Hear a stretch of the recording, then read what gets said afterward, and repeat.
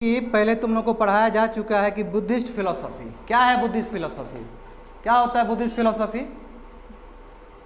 Tell me, क्या है Buddhist philosophy? Non violence,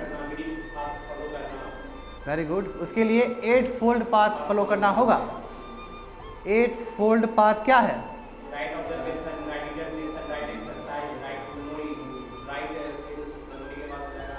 ठीक है, ठीक है, राइट मेडिटेशन।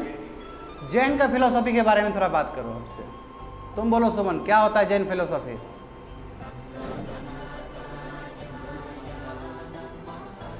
ऐसा कैसे होगा यार? जैन फिलोसॉफी क्या? अभी हिंदू फिलोसॉफी मतलब हिंदू को मानने वाले लोग ऐसे बोलेंगे क्या?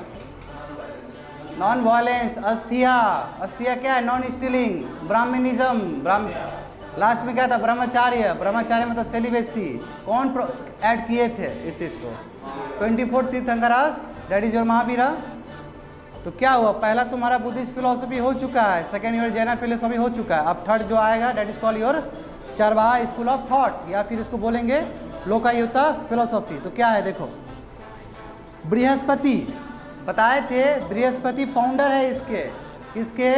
लोकायुक्ता या फिर चरवाहा स्कूल ऑफ थॉट का। ठीक है।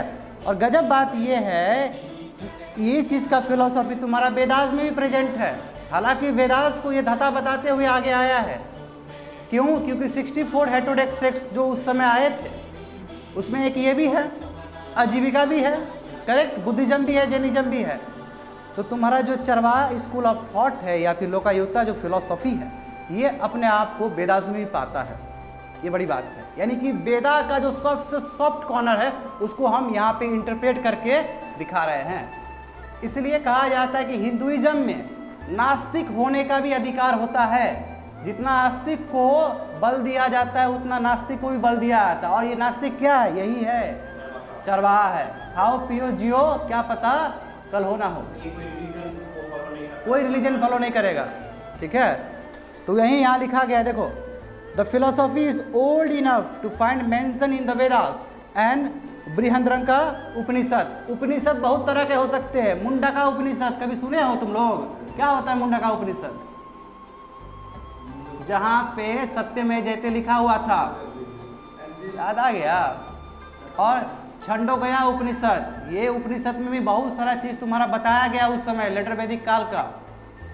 ठीक है। तो कहने का मतलब ये हुआ कि जो चरवाहा स्कूल ऑफ थॉट है इसका मेंशन वेदास में भी है, उपनिषद में भी है। और वेदास और उपनिषद क्या है? इंपॉर्टेंट सोर्स ऑफ इंफॉर्मेशन है उस समय का जानने के लिए। कौन सा समय था ये?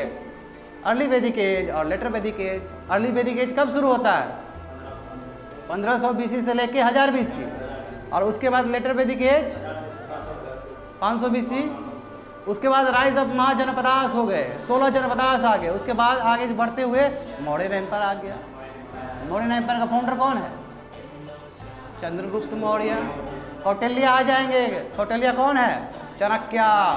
जो कौन क्या लिखते हैं? अर्थशास्त्र लिखते हैं, जो कि अभी भी MBA में पढ़ाया जाता है। अभी भी रिलेवेंट है वो चीज़ 21वीं सदी में। यानी कि सोचो 2500 साल तक उनका सर्वाइवल है। तो समझ सकते हो कि जो इतना बड़े चीज़ लिख दिए थे ग्रंथ, उसका अभी भी इस्तेमाल है। तो कहने का मतलब हुआ कि जो चरवाहा स्कूल ऑफ थॉट था उसका मेंशन तुम्हारा उपनिषद में भी है, उसका वेदास में भी है। ठीक है। आगे देखो, चरवाहा का स्कूल ऑफ थॉट क्या चीज़ पे बिलीव करता है? Materialistic view to achieve salvation. मोक्ष को पाना है तो खाओ पियो, कोई मेडिटेशन करने की कोई ज़रूरत नहीं है आपको। मेटेरियलिस्टिक लाइफ क्या होता है? जो चीज़ आपको अच्छा लगता है वो चीज़ करो। कंज्यूमरिज्म, यदि पानी पूरी खाने को मन करता है पानी पूरी खाओ, मोक्ष मिल जाएगा। बात समझे ना? इसमें कोई स्पिरिचुअलिटी का बात नहीं है। हाँ, वही करो। चूँकि ये कॉमन पीपल से रिलेटेड है, कॉमन पीपल के इच्छा और आकांक्षा को लेके चलता है, इसलिए इस फिलॉसफी का दूसरा नाम क्या है? लोकायुक्ता फिलॉसफी। लोकायुक्ता मतलब क्या है? पीपल के द्वारा, पीपल से रिलेटेड। लोग बोलते हैं ना, लोकसभा। क्या है लोकसभा? आदमी का सभा। तो लोक जो शब्द है इसका मतलब कॉमन मासेस। और कॉमन मासेस क्यों? कॉमन मासेस चाहेगा ना मेटेरियलिस्टिक लाइफ अपनाने के लिए। कौन चाहेगा स्पिरिचुअल लाइफ अपनाने के लिए? कोई नहीं चाहेगा। और 21वीं सदी में तो ये चीज़ है, सब कोई चाहता है कि मेटेरियलिस्टिक लाइफ अपनाए।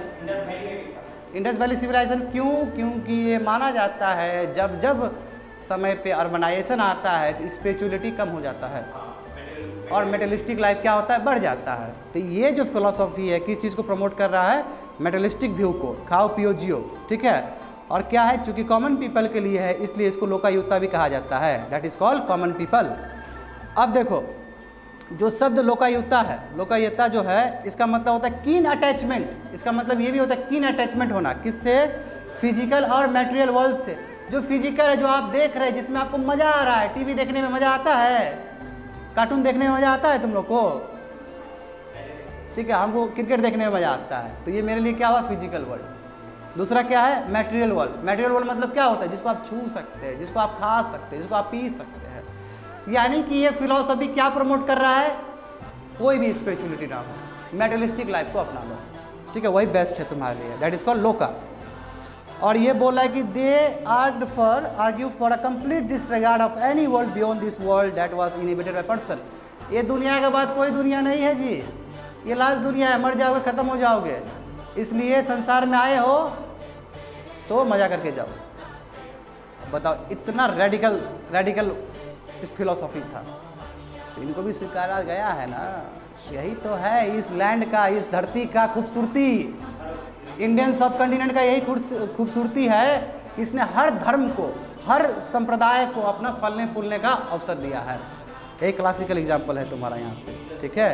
दे deny the existence of any supernatural और divine agent who could regulate our conduct. कोई सुपरनैचुरल पावर नहीं है, कोई खुदा नहीं है, कोई भगवान नहीं है, कोई परवरदिगार नहीं है, जो है हम ही हैं, समझे। इसलिए टेंशन नहीं लेने का, ठीक है।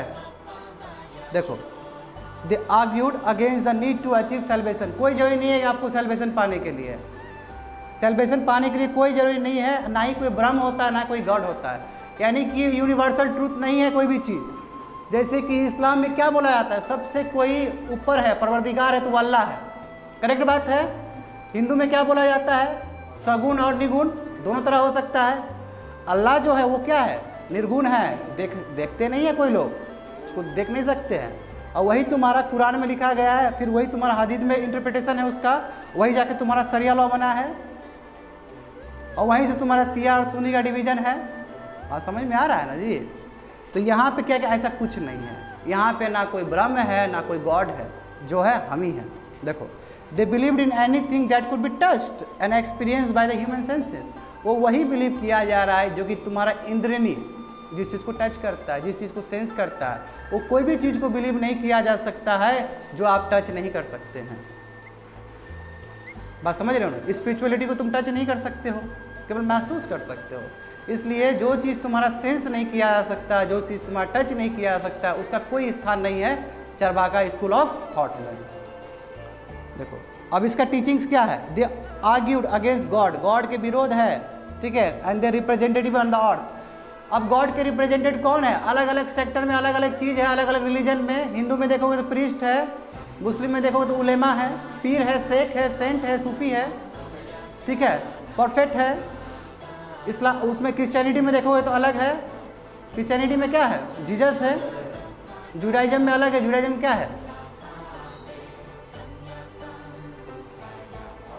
क्या है, fire, fire, are you sure. Zoroastrianism, Parsis, Ahura, Ahura Mazda, ठीक है। यानी कि हर एक गॉड में ऑथेंटिकेट किया गया कि एक कोई खुदा है, एक कोई सुप्रीम है, मगर यहाँ पे ऐसा कुछ नहीं है। और यही चीज़ का विरोध करता है चरवाका स्कूल ऑफ थॉट, ठीक है। और ये बोलता है कि जितने भी रिप्रेजेंटेटिव है गॉड का, जो धरती पे आया है, वो आया नहीं है, वो एक्सप्लॉयटेशन कर रहा है। कैसे, पहले यजनास होता था, याद करो, वैदिक पीरियड में यजनास होता था, सेक्रीफाइस होता था। अब तुम प्रीस्ट को पैसा दोगे अपना मैसेज पहुंचाने के लिए खुदा तक, तो कहेगा तुम्हारा धर्म करो। बीच में मिडिल क्लास आएगा तो ठगेगा ही हम हमेशा तुमको। यानी कि तुम्हारा कनेक्शन डायरेक्ट होना चाहिए खुदा से। और इसी चीज़ को आगे कौन प्रमोट किया है, भक्ति मूवमेंट, सूफी मूवमेंट। बात समझे ना। तो वही बोला जा रहा है कि यहाँ पे कि they are against representative on the earth, the priestly class. यहाँ बोला गया है ना, क्योंकि ये क्या करते हैं, फॉल्स रिचुअल्स को दिखाते हैं और गिफ्ट वगैरह अपने फॉलोअर से लेते हैं। गिफ्ट क्या है, हो सकता है वो पैसा हो सकता है कोई दूसरा गिफ्ट हो, यानी कि वो ठगते हैं और अपना इकोनॉमिक एक्टिविटीज़ को बढ़ाते हैं। दूसरा देखो, man is the centre of all activities and he should enjoy himself as long as he lives. बोला कि आदमी केंद्र में है, आदमी सेंटर ऑफ अट्रैक्शन है और उसको पूरा हक है, वो जो चाहता है उसको करने दो, उसको रोको मत, ठीक है। He should consume all earthly goods and indulge in sensual pleasure. और जितने भी अर्थ में गुड्स वगैरह आए हैं उसको पूरा अधिकार है कि वो चीज़ क्या करे, कंज्यूम करे और इस चीज़ को फील करे, कोई बाध्य नहीं होना चाहिए। अब देखो यहाँ पे एक बात तुमको मानना पड़ेगा कि याद करो, तुम लोग को बताया गया था कि ब्राह्मणिज्म का जो पहला तुम्हारा था सनातन धर्म, सनातन धर्म के बारे में कभी बात हुआ था यहाँ पे? क्या होता है सनातन धर्म? जो बिल्कुल जो पहला फेज था हिंदुइज्म को, उसको बोलते हैं सनातन धर्म। सनातन धर्म यही होता है, जैसे तुम सिमरिया घाट जाते हो तो नदी के किनारे लाश को जलाया जाता है, करेक्ट बात है ना? तो यही है तुम्हारा एक एलिमेंट्स है सनातन धर्म का। और सनातन धर्म में कहा जाता है कि 5 एलिमेंट्स होते हैं। क्या होते हैं 5 एलिमेंट्स? हाँ, वही फायर, अर्थ, वाटर, एयर और ईथर। ईथर मतलब स्काई, स्पेस, ठीक है। मगर ये स्कूल ऑफ थॉट क्या है? ये स्कूल ऑफ थॉट क्या है तुम्हारा कि इस चीज़ को नहीं मानता है, यानी कि ये केवल 4 ही एलिमेंट्स को मानता है। फायर को मानता है, अर्थ को मानता है, वाटर को मानता है, एयर को मानता है, मगर ईथर को नहीं मानता। क्यों? क्योंकि स्पेस को कोई देख नहीं सकता है, कोई टच नहीं कर सकता है। बाकी इस 4 चीज़ को टच कर सकता है ना, फायर को टच कर सकता है, सेंस कर सकता है। जब बैठ के गांव देहात में घूरा तापा जाता है तो तेज आता है प्रकाश उसका, तो टच कर पा रहे हो, सेंस कर पा रहे हो। अर्थ को टच कर पाओगे? धरती को कर लोगे। दूसरा देखो वाटर को तो पीते हो, टच कर ही रहे हो। और एयर को, बिल्कुल एयर को टच कर रहे हो, तभी तो पसीना आ रहा है तुम लोग को अभी, करेक्ट। तो कहने का मतलब क्या हुआ कि जो चीज़ को आप टच कर सकते, जो चीज़ को आप सेंस कर सकते, उसका ही केवल मान्यता चारवाहा स्कूल ऑफ थॉट में होगा।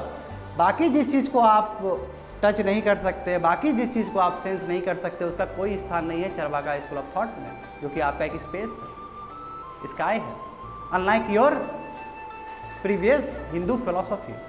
समझे बात को? दिस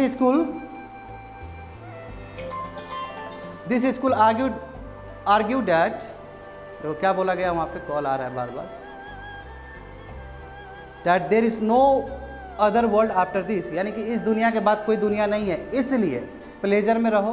प्लेजर ही तुम्हारा अल्टीमेट गोल होना चाहिए लाइफ का, खुशी मस्ती यही होना चाहिए। और इसलिए eat drink and make merry, खाओ पियो और खुश रहो। समझे? यही तुम्हारा क्या है, चारवाहा स्कूल ऑफ थॉट है। कोई दिक्कत?